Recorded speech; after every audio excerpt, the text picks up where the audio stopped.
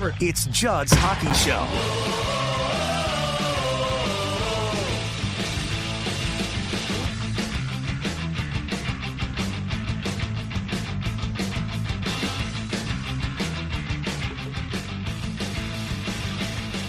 And we're off to a hot start, just like the Wild. Judd, your mic is muted. We're in for a live edition of yes. Judd's Hockey Show. I muted myself, and then I forgot to unmute. Common problem with Judd. Again, okay, I'll repeat what I said since I just screwed the whole thing up. Welcome into a post-game edition of Judd's Hockey Show. The Wild lose 3-2 to Carolina tonight at the XL Energy Center, a game they led not once but twice, and they lose it with a third-period goal that goes off the face shield of a Carolina player. Let's start by bringing you up to date on what this loss means, because, yes, it's an Eastern Conference team, but it's a big loss, all right? So, in progress right now, Nashville leads the Ottawa Senators in the third period 4-1. The Jets beat the Blues tonight, so the Wild and Blues remain tied with 62 points, both out of a playoff spot. The top two wild card teams are the Kings with 68 points and Nashville with 66 points. So by the end of the night, there's a chance that Nashville and LA will be tied both 6 points ahead of the Wild and Blues. The Kings and Blues are tied 2-2 at the end of two. Or I'm sorry, the Kings and Flames are tied 2-2 at the end of two. And if the Flames get 2 points out of that game, they'll actually leapfrog the Blues and the Wild. If you've got all that, what this means is this was a very, very difficult loss, a game that the Wild needed against a playoff-type team. And AJ, here's where I'll start with this game. Carolina's a playoff-type team, and this was a playoff-type game. And you know what? This is what is going to happen when you do not have more scoring depth.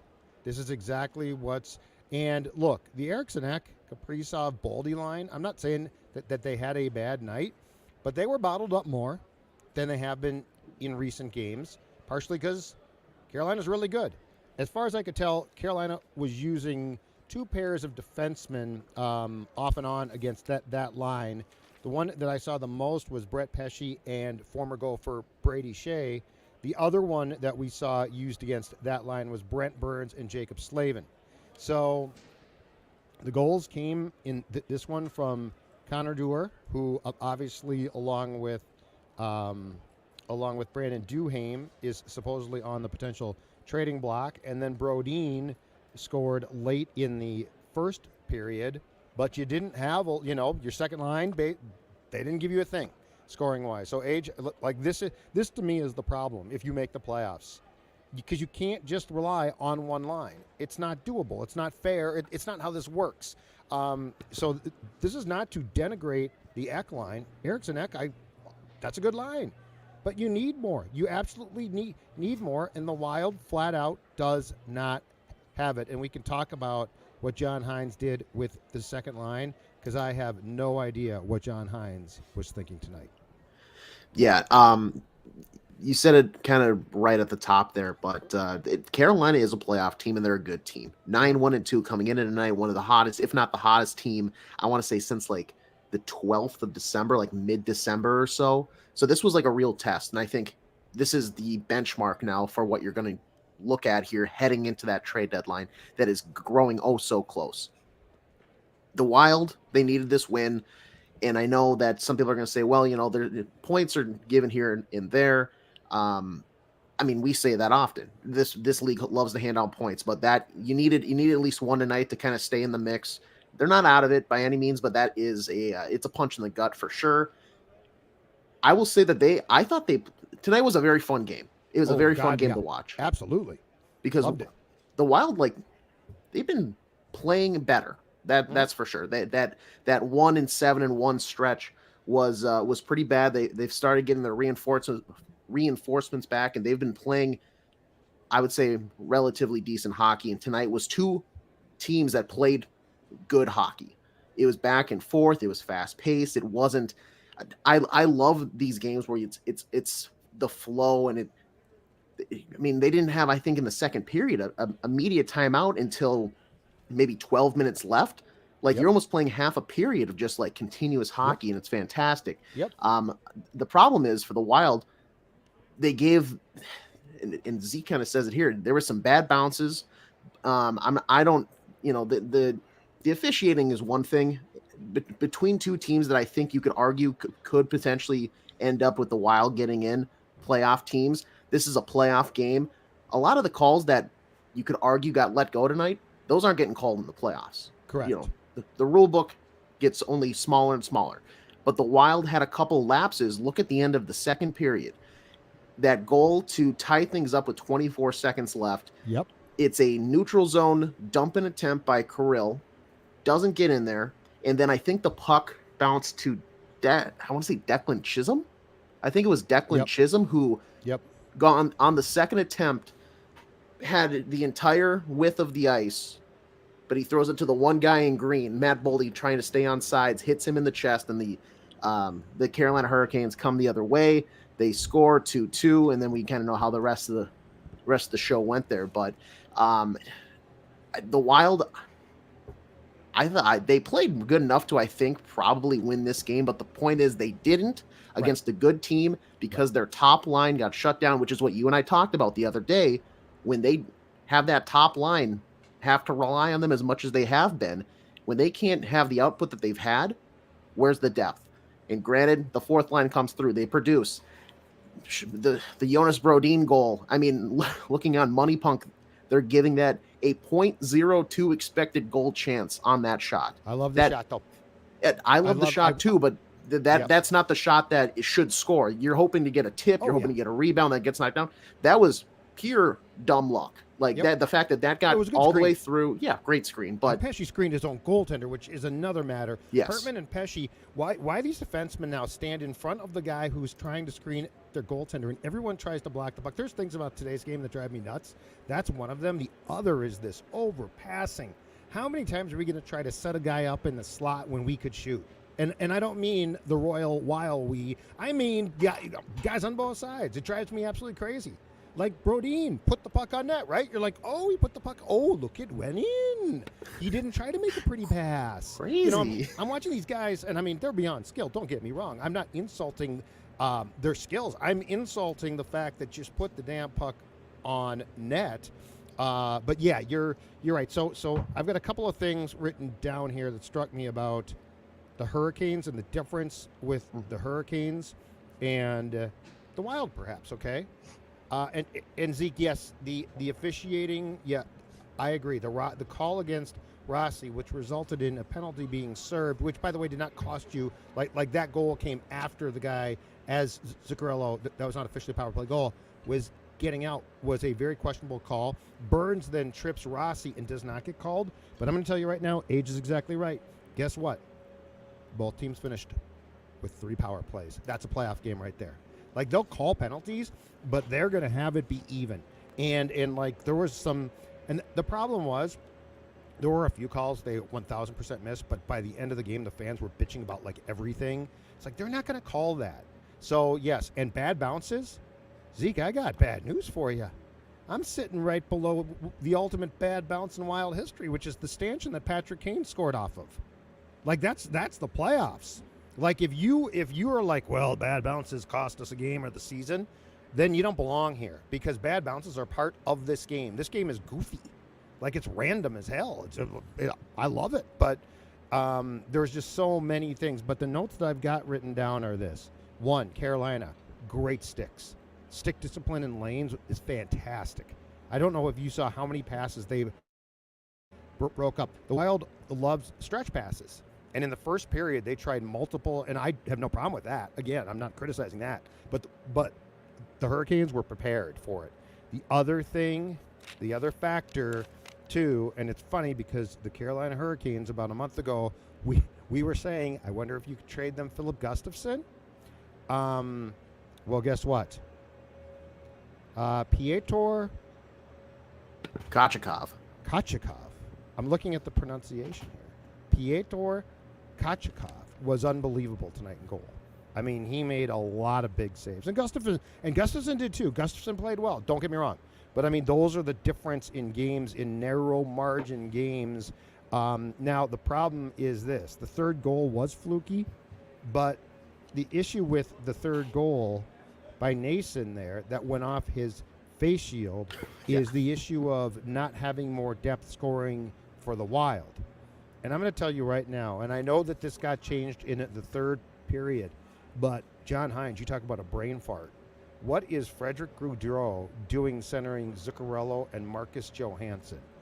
Now, Rossi switched to that line, and Rossi started, and this is on the Wild depth chart here. This is the fourth line, not the third. But, I mean, it's a bottom six line. Rossi, Lettieri, Lucchini. In the third period, then, they flipped them, and Gaudreau went down with Lettieri and Lucchini. And I got a great suggestion on X from a fan who said, why not demote Johansson, too, and get Lettieri's speed up there? Mm-hmm. Which, now, Lettieri's a right wing. JoJo's a left wing, so that might have been a problem. I don't know. But I agree completely. Like, at some point in time here, you've got to, because teams are going to focus on that Eck line. The Eriksson Eck line, like if you make the playoffs, they're going to be a complete focus. You have to find a way to get guys who can score, and you cannot have a second line that's got Marcus Johansson on it, that's got Gaudreau, and then, Zuccarello can make plays and score. I'm not going to rip him. But I'm just saying, I mean, Matt Zuccarello had to, look at the line charts tonight and be like, seriously? At least give me Marco Rossi. Right. Hopefully for the next game they will do that. But I was scratching my head because I'm certainly not the president of the Ryan Hartman fan club, AJ. But if my choice is Hartman or Gaudreau, it's not a hard choice. No, not at all. When the lines got kind of shared this morning on the old Twitter feed, I was shocked, and I got a reply from somebody who I conversate with regularly. Said, well, it's one thing to just match them up; it's another thing to see the ice time. And that's true. Let's do that though right now, because when we go down here, I'm buying myself time because I didn't have this pulled up immediately. Yeah. When we get down to the 5-on-5 play, the time on ice for the Boldy Eriksson at Kaprizov line, 14 minutes and 14 seconds. Duhaime, Dewar, Hartman. Probably your all-star line of the night that came through more so than not. 6 minutes, 22 seconds. Johansson, Gaudreau, Zuccarello, 5 minutes and 50 seconds. Lucchini, Rossi, Lettieri, who that line should not be your third line. 5 minutes and 13 seconds. So granted, it's about 37 seconds less than the Johansson, Gaudreau, Zuccarello. So it's like a 2A, 2B situation more so there. But that also shows how much we were juggling lines here, Judd, because we have a handful of lines here that are sub a minute and a half, just the remainder of the way that we're just mixing and matching guys. You have one line that's solid, and I think that is the recurring theme here that we come back to. Yes. It's the magnet where we're just getting pulled back, gravitated towards. You have one line that you can rely on, and that's Boldy, Eriksson, Kaprizov. After that, you really don't have anybody. And my question for you, and I'll ask the people in the chat here too to chime in, has this team and locker room earned Bill Guerin in the front office to go out and try to bring in somebody to help with that depth? Because you're outside of the playoff picture now. No. If scores hold, you're behind 6 and 8 points respectively of Nashville and the other team whose name escapes me at the moment during this ramble. But thank you. Have they earned Bill Guerin to go make a deal, sell some assets, and bring in some sort of score that they hope immediately plugs and plays in and finds success? No, definitely not. No. Definitely not. I'm not making any attempt to help this team. Hell, I wasn't going to make an attempt to help this team before tonight, AJ. No. What I would just here's what I'm hoping for. Yeah, exactly. This is amazing. Thank you, everybody. Thank you. Look, they're just not. I don't hate this team, but they're not good enough to go help them. They're not. They don't belong in the playoffs. Get out. Get out. This is like The House. The call is coming from inside the house. This is a horror film, age, and you got to get out of that house, okay? Because the problem's in the basement. My fear is that Calgary, which again, if they beat the Kings tonight, is going to jump you. My fear is Calgary might sell. I would rather sell what I could. I would still try and sell Gustafsson, but at this point in time, I think again, like Carolina does not need goaltending help now, probably. But anyway, here's what I want. I just want some moves made by the coach here that show understanding of, okay, Marco Rossi's got to be on my second line. Like, I don't think that – why are we dealing with Freddie Gaudreau and Hartman, and Gaudreau especially? Freddie Gaudreau's a fourth-line guy. Ryan Hartman is probably ideal world, a fourth-line guy, okay? But, Zuccarello, okay, I'm fine with that. I'm fine with where he is. Johansson, Johansson indicted himself again tonight. He had one great, rush where it's like, oh, there it is. There's your it should be sponsored. The Marcus Johansson, I've decided to try play of the game. It should be sponsored. Get a damn sponsor for it. But I just want John Hynes to show that he's aware, and and I'm sure Bill Guerin weighs in on this too, right? I just want them to show that they're aware of what they need to do with their lines. But as far as going to get help, no. And if they're trying to trade Dewar and Duhaime, I'm fine with that too. Again, it's not because I hate this team. There were some incarnations, going back to Parisi and Suter that I couldn't stand. But that's not the problem here. They just don't really belong in the playoffs. I'm sorry. I'm not sure if you agree with that or not, but I don't think that they belong there. No, I don't think they do. And I said a couple of weeks ago, maybe a month or so ago now, like I'm officially out on this team. This run has been fun. I enjoy seeing this club. It's hard for me to not. Tonight was fun. You're right. Yeah, it's hard for me to not enjoy watching them play good hockey because the effort has been there more or less for these games. The 10-goal performance against Vancouver, who at the time was, I think, the best team in the league. Tonight was a blast. It was it appeared very good teams. If I would have woke up from a coma this morning, 8 a.m., and I didn't watch anything else, I didn't look at any standings or anything otherwise, I would have said, wow, these two teams are battling. God, these two teams are probably going to make a deep run of the playoffs. And for one, I think that's correct. On the other side, though, in reality, the Minnesota Wild are not.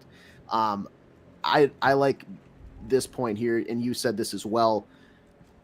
What I've been hearing the word Hall thrown around for one or both of the Deweys. The tweet that came out after Joe Smith and Mike Russo at The Athletic reported on this yesterday. Somebody, I think from Vancouver, tweeted that the Wild might get a haul for Brandon Duhaime. I don't know what haul means, to be honest, in that case. Well, that's the thing. I wanted to find Hall. Are we talking about an empty corridor in a house that goes from room to room, or what? We're not talking about an actual hall here with assets, are we? Because I think we might be talking more than we would think, I guess. But I mean, it's still not gonna blow your drawers up. But here's the problem: they can't trade the guys they should trade. Ideally, you could trade Hartman right now. Ideally, you could make some moves. And look, I mean, I think Ryan Hartman, on a fourth line in Boston, would be really, really good and effective potentially, as long as he's not taking dumb penalties in the playoffs. But you can't trade him. So if you're not going to bring Duhaime back, and Dewar, I believe, is scheduled to be a restricted free agent. I mean, yeah, you should get something for them. But to go back to your original question, I'm not going to get any. No, I'm not giving up anything. This is all to me a plan, and in 2 years, it's go time. Yeah, absolutely. It's furious that I can even think that there's a reality that we have Bill Guerin here before the trade deadline makes some sort of move that is by definition an ad. I mean, I think this tells this next week and a half or so. It's a week from Friday, I want to say, tells me a lot about how much I can trust Bill Guerin running this team. Because if he wants to be reckless and Wild Bill and I'll see you in the saloon at noon for a shootout here, and he makes a deal to bring somebody in, then that's concerning to me. And I would like to know how maybe some other people would feel about that, but this should be a stand pat, or if the phone is ringing and you get a good offer, if it's somebody you can part ways with, I'd say yeah. I mean, are they still probably going to play all right? Yeah, and that's the frustrating thing, because we're going to be stuck in this limbo here the remainder of the season where they're on the fringe, right. But the problem is they're playing golf, but their chipping game is going fringe to fringe. They're never actually on the green. They keep topping it, and just the ball rolls across, and you're like, oh, it's almost in the hole, but nope, it goes 20 feet past, and we're back off. Right. So Well, it's and imagine frustrating. the playoffs, Age. Like imagine a playoff series Jeez. where it's a 7-game fight, and it's all basically game planned out. So they're going to watch all your tape. They're going to know every weakness of the Eck line. The Wild, and for instance, tonight, and it turned out to be a big deal, they couldn't win a face-off. They couldn't even win a face-off. So, like, I know that they could make it, but I think most of us agree it's just best if they don't. And if you can add things, if you can get draft picks, if you can get assets. I mean, you're not going to get a great draft pick now yourself with your first round pick, but if you can accrue something from you take your pick from a Los Angeles, from whomever, I would definitely do it. And yeah, just to reiterate what you said, I did think that this was a fun game, and I thought that the Wild tried. I don't think that tonight had anything to do with effort. They actually led 2-1 after one, but personally, I thought their second period was better. And they did give up the late goal that tied the score, right? Or let's see here. Yep, the late goal. That was it. 24 seconds left, 2-2. Yep. Svech scored that goal. But I mean, I thought that they actually played a really good second period. However, I also think in playing a team like Carolina at home tonight, you saw what a playoff game would be like. And you just don't, like, everything tonight sort of went like a playoff game, right? You didn't get all the calls, but you got 3 power plays. So did they. It was a tight game. It was a well-played game. Carolina's a very smart team. And at the end of the day, they got bounces. Yes, they did. That is true. But but the playoffs are predicated on that. So I thought tonight was the poster child for why I keep saying it's not worth it. The Parisian Suter contracts come off the books after next season. Yes, and actually, there's a season left on them. Well, they extend, but it's cheaper. It's way, it goes down by a ton after 20. Would that be 24, 25? Yeah, it goes from, like, what is it, 13 or 14 million in dead cap now to combined it's like 1.4, which is nothing. That's much more manageable. You can actually and the cap's going up. Yeah, that too. Like, so I mean, I keep saying this. This team's in great shape. Yeah, this team in 2 years. Yeah, I'm super excited by this team. Yeah, no, and I think what, 3 to 4 years. I mean, either way, it doesn't matter. But in 2 years, they're going to have a lot of young talent. They're going to have salary cap space. I'm excited about this team. I think that the future is bright. I'm just saying, I think that I think that anyone, and I think the majority of people that watch this show don't belong in the statement, but anyone who's torturing themselves into being like, oh, just make the playoffs, why? And the other thing, too, is, we talked about this. The other factor is making the playoffs isn't going to help. This team's made the playoffs. They made the first round. They get ousted every time, right? Like, it's not like a team that, if you had made the playoffs in like 5 years, then it might be like, well, guys like Rossi can get experience. Yeah. You've made the playoffs. You've been banging your head against the wall. It does you no good by this point. Yeah, and to your point about, I think a lot of people that are watching right now and interacting are in the same boat as us, but there is a large group of Wild fans that it is they have a crush on somebody that somebody just isn't interested in them whatsoever. Isn't even giving them the light of day. You might be friends with them from afar, but if you ask them out, they're not gonna get you past the first round. They're not gonna get you. They're not even gonna order appetizers with you, catch a drink with you. It's not. I don't even know if you're getting that, because frankly, at some of the way this team treats you, I don't even know if they want to be friends. I'm excited because I think if things continue the way it's supposed to, we're going to see Merritt Kuznetsov come over. If the rumors end up being true, they're looking to potentially sign him, burn that first year of his ELC. And I think, especially after next Friday for the trade deadline, that's when we officially kind of can look ahead to the finish line of this season. Yep. They're going to have their final identity where it's like, okay, if we're out by X amount, pick your amount of points for, missing the playoffs at that point. we're going to spotlight some of the younger talent on this team. Marco Rossi does not leave the top 6. Marek Kuznetsov is going to get meaningful minutes here to just get his legs, try to adjust to the game so that come next season after a year training, he's adjusted. He can be, mentored by a guy. Yes, mentored by a guy like Kirill Kaprizov. I love where your head is right now. Let's get younger. My big spec on the Bill Guerin repertoire, the resume, was this past offseason, I think, with a handful of those extensions. Yep. Let's just trend younger. I mean, we got to get out of the cobwebs and just, out with the hardwood, in with the tile. Am I right? Yes. And you know what? If Gaudreau has to be scratched, he has to be scratched. If he dies, he dies. He's got his contract. I mean, that's as my partner Phil Mackey likes to say, that's a sunk cost. So you ain't getting that back. But yeah. By the way, just to go back to our conversation about the first line, Joel Eriksson Ek, Matt Boldy, and Kirill Kaprizov tonight combined for 14 shots on goal. No points. Boldy and Eriksson Ek were both a -2. Kaprizov a -1. That's going to happen in a playoff game. That's exactly what's going to happen in a playoff game. You'll still get shots and you'll get chances, but good goaltending. There's a plan. There's a plan to shut you down a little bit more. You'll get shots, but, no points.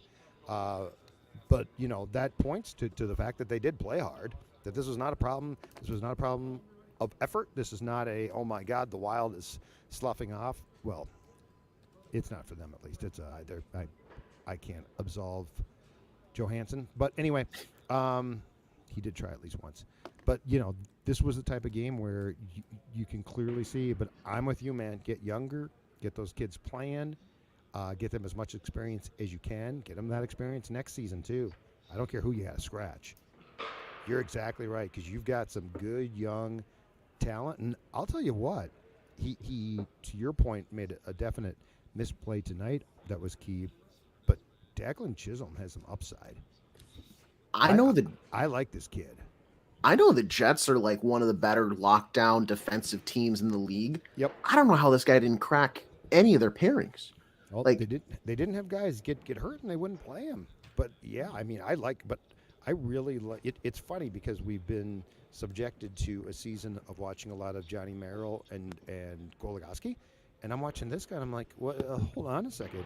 Yeah, this is what more. I'll take a Declan Chisholm screw up that leads to a goal by the opponent any day for the payoff there, as opposed to John Merrill or Goose goofing up, and now the puck's in behind the net, and you're like, okay, when's this going to come to an end? So I like this kid a lot. Yeah, really quick on the branch of things that I really like. Think about a year or two from now, even right now, honestly, how good does that extension for Joel Eriksson Ek look? Okay. The guy is going to be, he's locked up here, and I'm trying to pull up just exactly how long he is through, but he's making $5,250,000 on an average value until the end of the 28-29 season. This guy has been an absolute rock star for the past month or so during this, like the bright spots under John Hynes. I knew he was good, but I figured okay, he's a second line center. He's a complementary. He's a two-way. He's going to shut down things in the PK.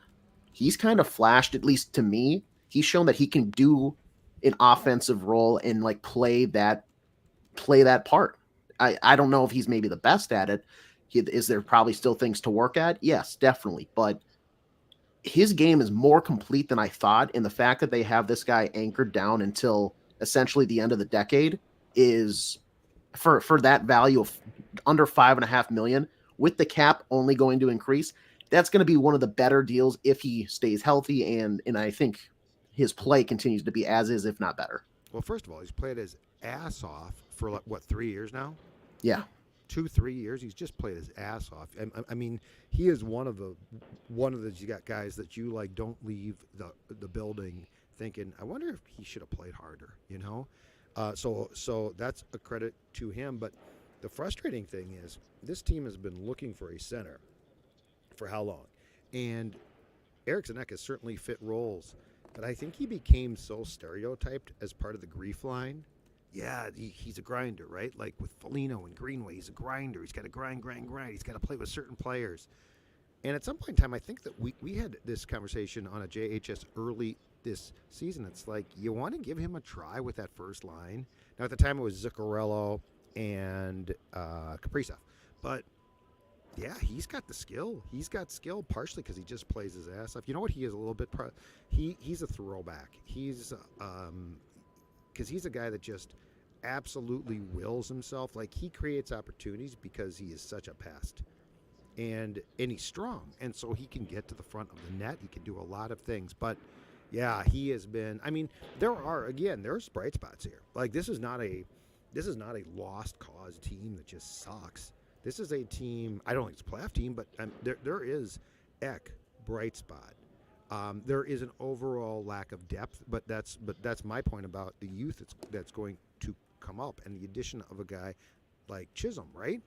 Like, there is a lack of depth right now, but you can see a path where in a year, but certainly 2 years, you're going to have that depth will start to replace some of these, how can I put this nicely, old standbys. And yes, Urban Ek is like a step below Patrice Bergeron. That's probably accurate. And yes, because he's definitely a step below, but he plays. I mean, he's the type of kid that could 100% win a Selke. But is the comment there? That's the last comment I can see right now. GA007. The depth is coming. That's right. That's right. I mean, age. Look at it. Like when you talk about the kids from Russia, right? Mm-hmm. Swedish kid Olgren. I mean, you look at how this team has drafted. They dropped in the Athletics prospects rankings from 1st to 11th this year, but that's only because guys are here now. Yeah. Like Faber. And I'll say this again. The Faber trade's a great trade. Mm-hmm. I mean, you could offer me Kevin Fiala back right now, and he would give you scoring, and I don't want him back. No. So yeah, I'm not here to paint a picture of doom and gloom. I just think we need to be somewhat patient here. And I do get a little bit concerned when John Hynes starts to try to say, I wonder if Freddie Gaudreau should play on the second line. That does worry me. Doesn't keep me up nights, but it worries me. Maybe we can transition into this question from Freight Train. Do you think John Hynes makes it to the end of the season and then also is the head coach behind the bench for the Wild come next season's season opener? He has a multi-year contract. Yeah. He did not get the interim tag when he got the job, and he got a multi-year contract. So, yes, which is why I care about the fact that he decided, like, tonight to put Gaudreau, and I have no idea. Bill Guerin might have talked about it. But, this is why, and it's exactly, AJ, to your point, which is play the kids. Yes. So what's the worst thing? You lose? You lost tonight? And play the kids with lines. It's not even ice time for the bottom six. It's the pairing. I don't need Rossi working with guys that grind and try hard. I need Rossi working with guys with skill that he can be complimented off of and complement. So Nick says it's a 4-year contract. I have not seen it reported to 4 years, but I know that he and Bill Guerin are very tight, John Hynes. So I would not doubt that. But yeah, he is here for the foreseeable future. So he is going to be the guy who is empowered with the next generation of Wild players. How about this question from Luna Lover 01? Do you think John Hynes is the coach from the Wild eventually win that inevitable next playoff series that has been way too long in the making? He better, or he won't be the coach for long. Because here's the thing. I think they're going to miss the playoffs this year probably, and I don't have any real idea of what next season is going to look like. But again, coming out of the salary cap hell and having very small cap hits remaining on the Parisi and Suter buyouts in 2 years, I have big expectations. Because Wallstedt, I mean, hopefully, I think at the end of the day, Fleury's probably gone next season, right? Wallsted's your top goaltender. Because Gustafson's not a 1A. I'm sorry. He was a pleasant surprise a year ago. I believe he finished second in the entire league to Allmark of Boston, right, in goals against average and save percentage. Yeah. But he's not a 1A. And so if you can go Wallstedt, assuming he's here, Gustafson behind him as his backup, and he'll play a lot, but as the backup, in 2 years, I have big expectations because now you can go out and add a couple of guys too in free agency. So if John Hynes, I think that, so he's what, in year one, if he is technically burning up the first year of his contract, I think that if he has to win a playoff series to get a second contract, I think that's fair to say. Yeah, I think so. And to Luna's question, I think if he's not the coach when they win that next playoff series, they missed their window, because I think he's going to be here a decent enough amount unless things go absolutely haywire. But then you've burned through this young wave that we're expecting that's going to feature Kirill Kaprizov as eventually one of the older guys, one of the older regimes. Yeah, well, that's a great question too by then about his contract, which will come up, and he'll have to be re-signed at some point too. If he sticks here, if he does not, if the Wild does this right, they should be absolutely fine, I think. Yeah, I think so too. And I know Thomas here, similar to a lot of the fan base, is up in arms about the first round pick from last year. I was very much in the camp watching that when that pick came around, Gabe Perreault, who lit up the World Juniors, was the correct pick. I have receipts that I can back that statement up if you want, but I will say bust, I think, is a little too soon because he's a young kid, and frankly, Wisconsin is not – they weren't the powerhouse college hockey club that I think they were prior to him committing there. So they've had down years. The transitions can sometimes take long. Is it concerning that it's taking this slowly to make that transition? I think yes, because you would like to see more production, especially out of a guy you took in the first round. Right. But it clicks at different times for everybody. Look at the big club here. Marco Rossi. People were writing him off as Eriksson Ek too. We were writing him off, and all said, hey, you screwed up by not taking Brock Besser. Yeah, but you're not wrong about Gabe Perreault. I think that kid's a stud. I think that was a miss. There was a big faction of people when they took Boldy instead of Caulfield that were upset about that. And Boldy, in my opinion, was a great pick. Yeah. The Perreault decision is it's way more dicey. But yeah, because so Stromel's playing for Mike Hastings at Wisconsin. Wisconsin is rebounded and had a really nice season, but that being said, he wasn't recruited by him. I don't know the system changes. I get your point, but I still think they took the wrong guy. Yeah, I should have clarified that first season where he joined them. It was they've now since become kind of more what they were, but it was a very bad first year. For a guy that had a lot of promise, a lot of narrative around him, you expected more. It just didn't really click. So the moral of the rant here is everybody's road is different length. He might have it click, later this season. He might be next season. Who knows? Or he might be a bust. We're not quite sure yet. But he's still young. He's still developing. Don't write him off just yet, because especially they did sort of save face in the second round with that Riley Heights selection. Absolutely. Update before we go here. There is 4:49 left in the third period in Calgary. The Flames have taken a 3-2 lead on the Kings. So if that holds, the Flames will jump the Wild, but the Kings won't get more points. It's a complete mess. It's a cluster. So, AJ, thanks much. Great stuff. We'll be back tomorrow with the Judd's Hockey Show with Jesse Pierce and Declan Goff as well to talk about the upcoming trade deadline and much more. But thanks for joining us on Judd's Hockey Show. Much appreciated.